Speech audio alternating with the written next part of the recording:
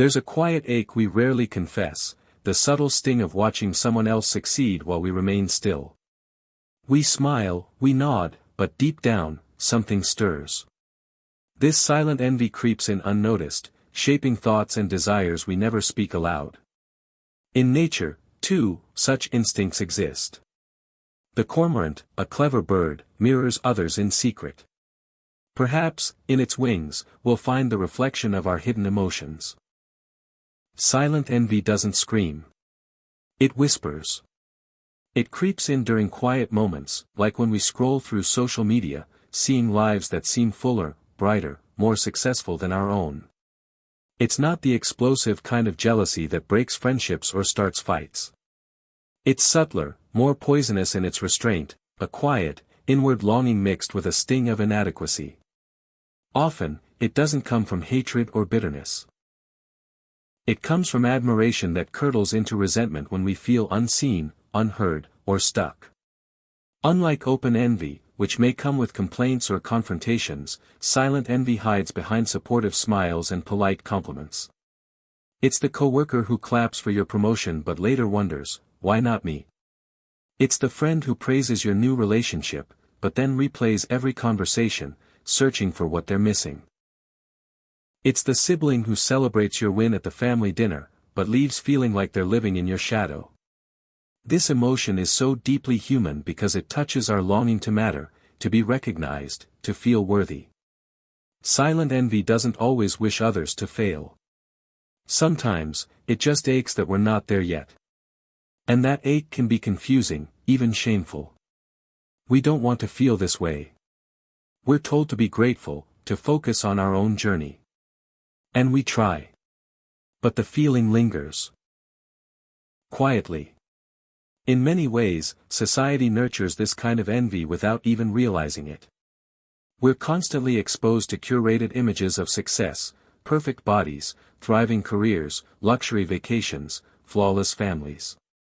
It's easy to feel behind, even when we're doing okay. Envy becomes a hidden emotional tax we pay in silence, especially in cultures that celebrate achievement but punish vulnerability. What makes silent envy so dangerous is its invisibility. It rarely gets expressed or discussed. People carry it inside like a quiet shame, not wanting to seem ungrateful or petty. But unspoken, it festers. It can turn into passive aggression, withdrawal, or bitterness. And worst of all, it can make us lose sight of our own progress. Instead of celebrating our path, we're stuck measuring it against someone else's. In romantic relationships, it might appear as comparison. Why is their partner more thoughtful?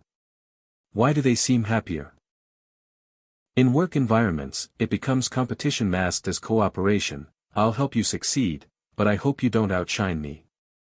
In friendships, it creates silent walls. I love you, but your wins make me feel smaller. These are not feelings people are proud of. But they are real. And widespread. Even within ourselves, we may envy who we used to be or who we hoped we'd become by now. That version of ourselves we dreamed of, successful, fulfilled, admired, becomes a haunting presence. Silent envy is not always about others. Sometimes, it's about the ghost of our unmet expectations. But here's the paradox: envy, even the silent kind, often points toward what we value most. It signals dreams we've buried or goals we haven't yet reached. It's a mirror, not a sentence. If we learn to look at it with honesty instead of shame, it can guide us back to our true desires.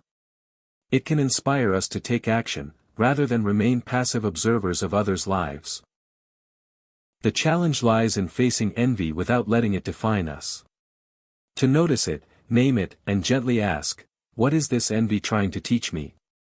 That question alone transforms envy from a toxic presence into a potential path for growth. Because beneath envy, there's always desire. And beneath desire, there's always the possibility of change. As we journey through this emotion, we'll explore how nature reflects it back to us, not as condemnation, but as understanding.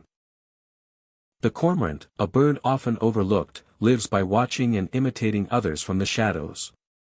In its behavior, we may find the instincts we'd rather not admit, and in doing so, find the strength to evolve beyond them. Sleek, dark-feathered, and silently persistent, the cormorant cuts a haunting figure against the sky. It's not the flashiest bird in the wetlands. It doesn't call attention to itself with brilliant plumage or cheerful songs. Instead, the cormorant watches. It waits. Perched on rocks or branches near rivers, lakes, and coastlines, it studies the movements of the world around it, learning in silence. This quiet mimic is an expert in strategy and timing. Its brilliance lies in stealth. Unlike birds that dominate the air with aerial displays, the cormorant is a creature of the deep. It dives with precision, slipping beneath the water's surface with barely a ripple. With webbed feet and a slender, curved beak, it moves like a shadow, unseen and often unnoticed, but never unfocused. Beneath that calm surface, it's alert, calculating, observant. It doesn't guess, it studies. What makes the cormorant fascinating is its reliance on indirect learning. It often watches other birds, their patterns, successes, and failures, and then adjusts its own tactics accordingly. Rather than forging a bold, visible path, the cormorant survives through adaptation. It imitates behaviors that work and quietly ignores those that don't. It is a strategist cloaked in feathers. This observational instinct isn't a sign of weakness, it's a reflection of evolution's quiet genius. The cormorant's survival doesn't depend on being first or loudest, but on being attentive. It thrives not through force, but finesse. It understands that waiting, watching, and acting in the right moment can bring greater rewards than rushing blindly. But this comes at a cost, it is rarely celebrated. While eagles are praised for their majesty and flamingos for their grace, the cormorant remains an enigma, misunderstood, even shunned in some cultures. In fact, cormorants have often been the target of disdain. Fishermen have long viewed them as competitors, accusing them of depleting fish stocks. In folklore, they've sometimes been associated with greed or bad luck. Their black feathers and serpentine necks have led to unfair comparisons with vultures or omens. Yet beneath these judgments lies a creature that simply follows its instinct, to observe, adapt, and survive. Its body tells a story too. Unlike many birds, the cormorant's feathers aren't completely waterproof. This peculiar trait forces it to dry its wings after each dive, often seen standing with wings spread wide like a silent sentry. It's a vulnerable posture, exposed and still, but necessary. The cormorant's success demands that it carry the weight of water and wait for the sun to help it rise again. There's something profoundly human in that image, a being that must dry itself before taking the next plunge. In the cormorant's world, nothing is wasted. Every movement is purposeful. Every glance serves a future dive. It holds no illusion of grandeur. It's not here to dazzle, it's here to endure. And it does so with a kind of quiet defiance, pressing on regardless of who notices. It reflects a survival strategy born not of dominance, but of careful calibration. Socially, cormorants often keep to themselves or live in loosely structured colonies. They do not form intricate social hierarchies or engage in complex bonding rituals. Their lives revolve around rhythm. Dive, feed, dry, watch, repeat. While they may live among others, they are solitary in their essence, not lonely, but self-contained. Their silence is not absence. It is focus. And so, when we observe the cormorant with new eyes, not as a thief of fish or a symbol of greed, but as a creature shaped by necessity and instinct, we begin to see ourselves. In its patient mimicry, in its quiet resilience, in its uncelebrated strength, we recognize something deeply familiar. The cormorant does not wish to be another bird. It only wishes to survive, even if that means borrowing the wisdom of others. Perhaps that's why it resonates so strongly as the metaphorical twin to silent envy. It doesn't fight for the spotlight. It doesn't boast. It watches, waits, and sometimes longs. And maybe, just maybe, it wonders what it might feel like to be the one others imitate, not the one always watching from the edges. In the next chapter, we will look closer at this reflection, how the cormorant's instinct to imitate and adapt mirrors the quiet, often unseen struggles of human envy. Between the water and the wind, in the pause between dives, we'll begin to uncover the emotional truth hidden in its feathers.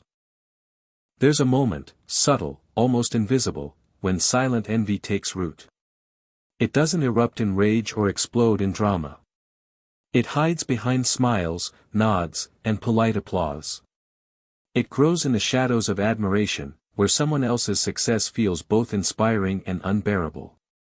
This quiet storm, unspoken and often denied, is what links us most intimately to the cormorant.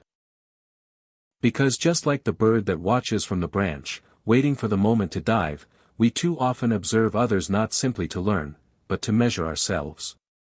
The cormorant doesn't chase attention. It thrives in stillness. But behind its silence lies relentless calculation. Similarly, silent envy isn't loud. It doesn't shout like jealousy, doesn't demand like greed. It whispers. It studies. It mirrors. You see someone succeed, a colleague, a friend, even a stranger online. And something inside you stirs. Not hatred. Not joy. But a quiet ache. A feeling that says, that should have been me. Just like the cormorant dives only after watching others succeed, the envious person mimics without credit. They study behaviors, adapt mannerisms, copy strategies. Not because they celebrate the other's path, but because they long for the same outcome. It's a craving wrapped in silence. And like the bird with wet feathers standing in the sun, these individuals often carry a heavy emotional weight, drying their wings in private, trying to prepare for a flight no one will ever applaud. This dynamic plays out across all areas of life.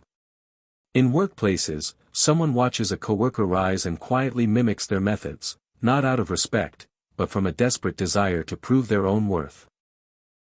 In friendships, someone may begin adopting the style, habits, or ambitions of a peer, not realizing they're chasing identity through imitation. On social media, silent envy flourishes in algorithms and filters, users scrolling endlessly, consuming curated lives, and crafting their own feeds based on fragments of others. But it isn't malicious, not always. Just like the cormorant doesn't wish to harm the fish it steals from the river, the envious don't necessarily want the downfall of others. What they crave is proximity to what they perceive as significance. They want to feel visible, valuable, valid.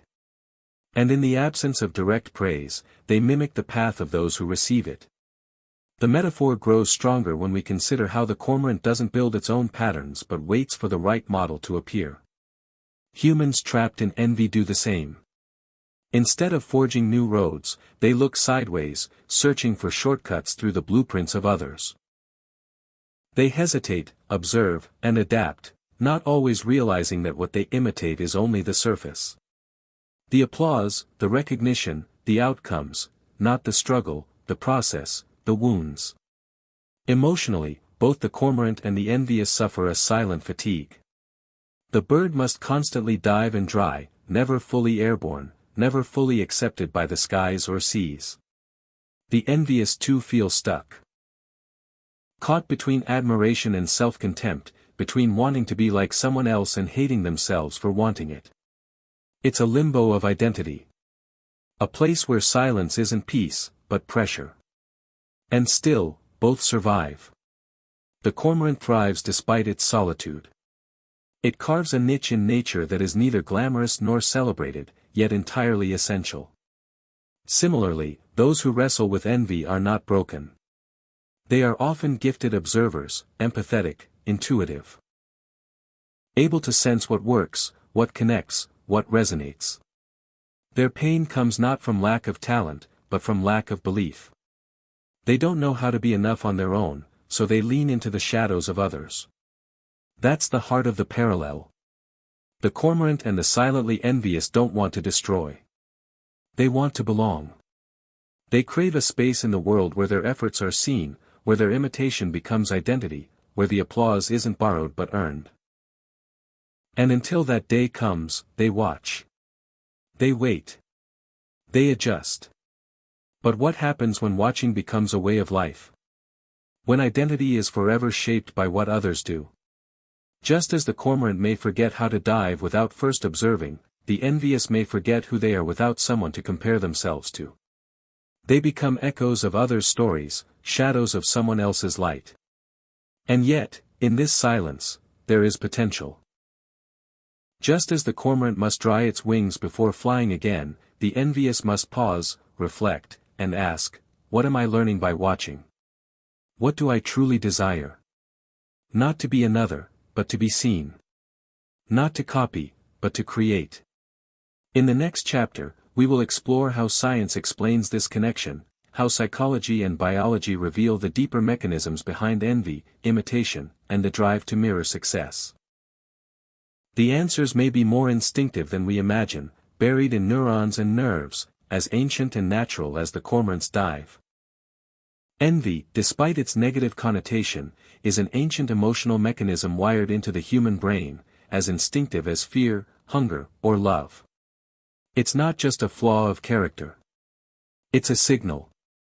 A quiet flare fired from deep within our social minds, pointing towards something we desire but believe is out of reach. And like the cormorant's instinct to observe and mimic for survival, envy is not just a moral failure, it is a tool. A biological strategy refined over millennia.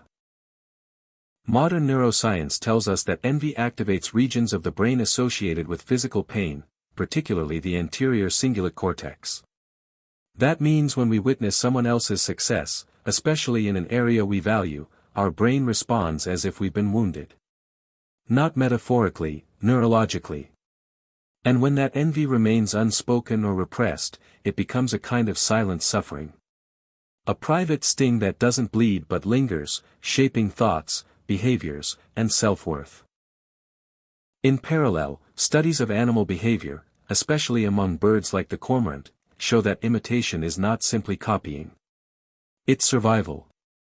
Ethologists, scientists who study animal behavior, have long observed that many species learn by watching. Cormorants, in particular, are highly visual hunters. They observe not only prey movements but also the actions of nearby birds. In regions where fish are sparse or harder to catch, younger or less dominant cormorants have been seen trailing more experienced hunters, mimicking their dives and feeding patterns. What looks like opportunism is, in fact, a refined strategy. And humans do the same, only with more complexity and self-awareness.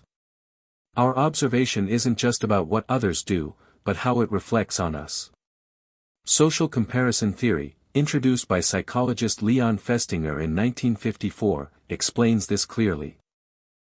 We constantly measure our value by comparing ourselves to others. Sometimes this helps us grow, other times, it quietly dismantles our confidence.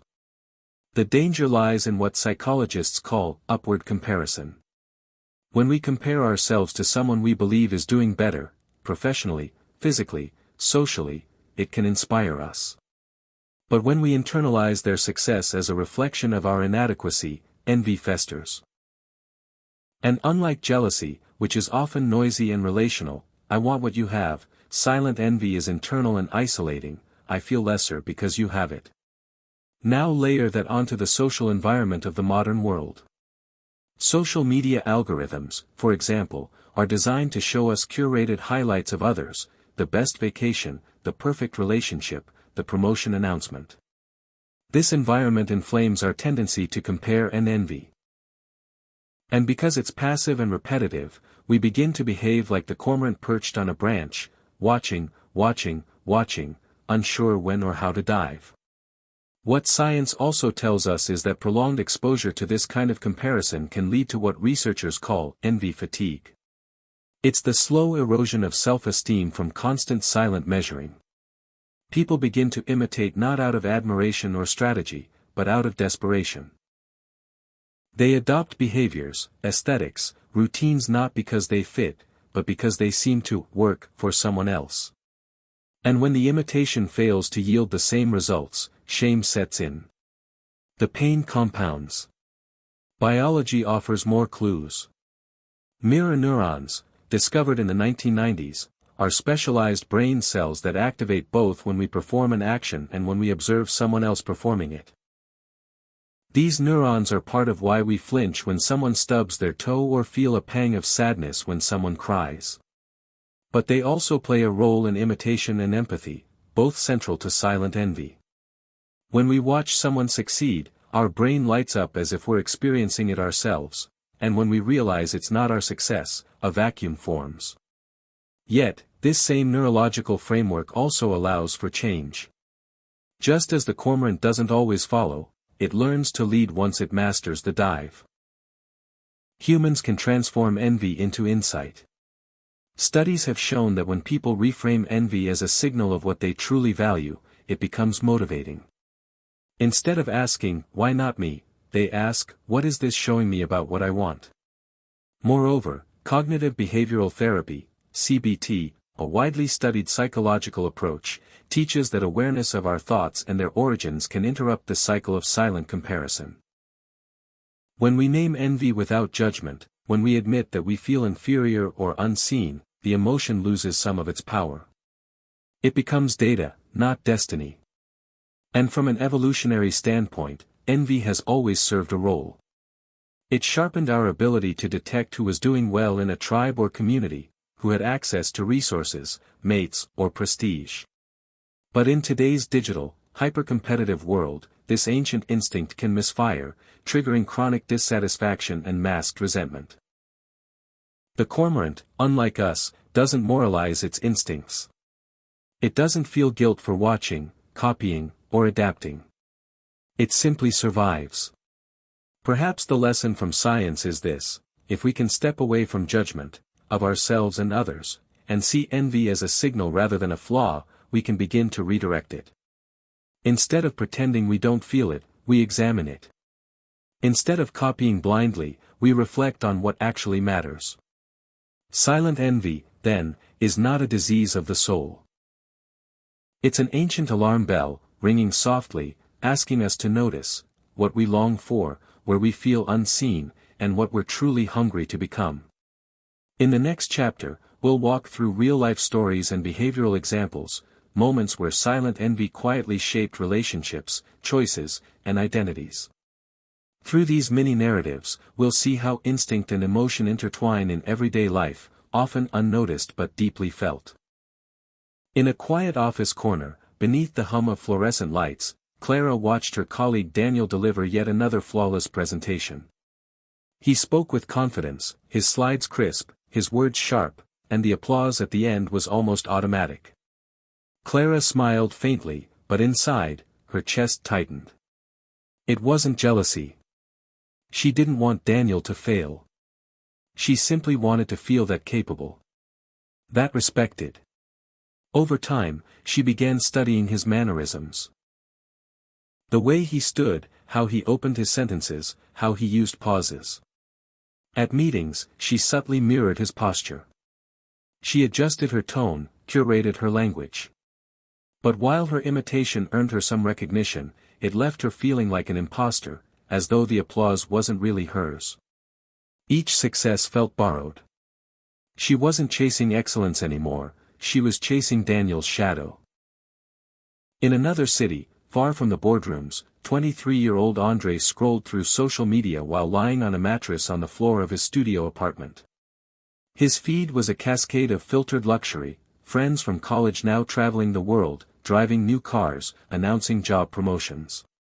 Andre, who had recently lost his job during company downsizing, had stopped posting months ago. Not out of shame, out of silence. He watched intently, taking mental notes. Maybe if I dress like that, he thought. Maybe if I post from cafes, or talk about hustle culture, they'll think I'm doing well too. His next profile picture showed him in a rented suit, in front of a co-working space. The caption read, "Building something great." But when the likes poured in, they only deepened his emptiness. He wasn't envying a lifestyle, he was grieving the version of himself that never got the same start. In a suburban kitchen, Maria sliced vegetables as her sister-in-law, Denise, spoke animatedly about her children's awards, her new home renovation, and her part-time business. Maria nodded, laughed, and even congratulated her, but by the time she was alone, her mind buzzed. She began mentally rearranging her own life. Should I enroll my son in more extracurriculars? Should I renovate the backyard? Should I start that bakery idea I left behind? It wasn't that she resented Denise. It was that she felt behind. She began researching business ideas late into the night, not out of passion, but out of a desire to catch up. The envy wasn't malicious. It was silent, aching, rooted in a fear that her life was somehow less valid without visible success. Then there was Malik, a talented illustrator who had been quietly working on his art for years. When a fellow artist, a former classmate, suddenly went viral on TikTok, Malik felt a wave of nausea. Not because he disliked the success, but because it reminded him of every unpaid hour, every unseen sketch, every ignored email. He started altering his style to match the trend, mimicking what had gone viral. His followers increased, but his joy shrank. One day, he stared at a commissioned piece and didn't recognize the hand that had drawn it. He had become a mimic of someone else's dream, hunting applause that never felt earned. Even in friendship, silent envy leaves its fingerprints. Maya and Tasha had been best friends for over a decade. But lately, Maya found herself feeling drained after their calls. Tasha had found love, had started her own business, was glowing with life. Maya, who had just ended a toxic relationship and was feeling professionally stuck, began pulling back. Not dramatically. Just less responsive, more curt. She couldn't say, "I'm envious of your happiness." That would sound bitter, selfish. But inside, she felt invisible. As if their roads had forked and hers led into fog. Their friendship thinned, not from conflict, but from the quiet erosion of unspoken pain. These aren't dramatic stories. They're ordinary. That's what makes them powerful. Like the cormorant perched on a rock, watching its kin dive into success, humans often stand on the edge, observing, comparing, adapting in silence. We study others, not just out of admiration, but out of need. Need for direction. Need for validation. Need for worth. But just like the bird cannot breathe underwater, we cannot thrive when we drown in imitation. These examples show the psychological toll of constant comparison, and how easily silent envy camouflages itself as ambition, admiration, or even casual observation. Yet, within each story lies a spark of transformation. Clara eventually returned to her natural voice and found that her own storytelling held its own magic. Andre deleted his curated posts and began writing honestly about unemployment. Building a loyal following that valued truth over polish. Maria realized she didn't want a bakery, she just wanted to feel proud. So she focused on the community work she'd always loved. Malik went back to his raw sketches and rediscovered joy. Maya finally confessed her feelings to Tasha, and found not judgment, but compassion and deeper connection. These aren't endings. They're pivots, moments where envy wasn't shamed, but explored. Where the mimicking ended, and the becoming began. In the final chapter, we'll reflect on the deeper lessons behind these patterns. What can we learn from our own envy? What truths does it try to reveal beneath the discomfort? And how can we move from silent observation to authentic self-realization? Silent envy is rarely loud, rarely cruel, and rarely easy to admit. It does not shout or sabotage. It whispers, often in moments of solitude, asking, "Why not me?" For most of us, it is not a force of destruction, but a symptom of longing. Longing to be seen, to matter, to achieve something meaningful. And in that longing, if we are not careful, we lose sight of our own rhythm, chasing after the wings of others, forgetting that we too were meant to fly, just in a different direction. The cormorant, with its intense gaze and quiet mimicry, is not a villain in nature. It is a survivor. A strategist. It watches to learn. It adapts because it must. But unlike humans, it does not compare worth. It does not wonder if it is less because another bird dove faster or rose higher. It imitates without shame, because imitation is instinct, not insecurity. We, on the other hand, carry meaning in every movement. When we mirror someone's life, we're often not just trying to succeed. We're trying to prove we deserve to exist on the same stage. But what if envy was never our enemy? What if, instead, it was a mirror? Each flicker of silent envy reveals a hidden part of ourselves that is yearning, a buried dream, an ignored talent, a version of life we once believed possible. When we feel that burn in our chest as someone else shines, it isn't always bitterness. It's grief. Grief for what we haven't yet become. And if we treat that grief with kindness instead of guilt, it can lead us somewhere honest. One of the most profound lessons silent envy teaches us is the difference between desire and direction. Wanting what someone else has isn't always about the thing itself. Sometimes, it's about what that thing represents: safety, recognition, freedom, belonging. When we peel back the surface, we often find that our envy points us toward neglected values rather than literal goals. Clara didn't truly want to be Daniel, she wanted to feel confident in her own voice. Andre didn't want a luxury lifestyle, he wanted to be seen as capable. Maria didn't want a bakery, she wanted a sense of purpose. Once the illusion was stripped away, the truth remained. Another reflection is about authenticity. Silent envy often drives us to copy without consciousness. We wear someone else's success like a costume, hoping no one notices the seams. But authenticity doesn't come from perfection, it comes from alignment. Alignment between who we are and how we live. The moment we stop trying to catch up to others and start reconnecting with our inner compass, something shifts. The applause we receive becomes nourishing instead of hollow. The progress we make begins to feel real. Then there is compassion, for ourselves and for others. When we admit that we felt envy, we also acknowledge our own unmet needs. That's not weakness. That's awareness. And in that awareness, we learn to look at others with less resentment and more curiosity. What is their success showing me about my own desires? What can I celebrate in them without abandoning myself? These questions don't just reduce envy, they replace it with empathy. Ultimately, the most transformative lesson of all is this: we were never meant to replicate another person's path. Our lives are not factories of achievement, they are forests of growth. Wild, uneven, and deeply personal. When we try to map our identity onto someone else's success, we flatten the very texture of who we are. But when we explore our envy with honesty, we gain access to the parts of ourselves that still hunger, still hope, still believe. You are not broken for feeling envy. You are human. And being human means you will feel, deeply, irrationally, beautifully. But what you do with those feelings will define not only your path, but your peace.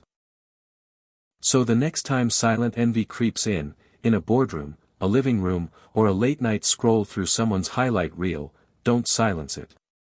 Listen. Ask it what it's trying to say.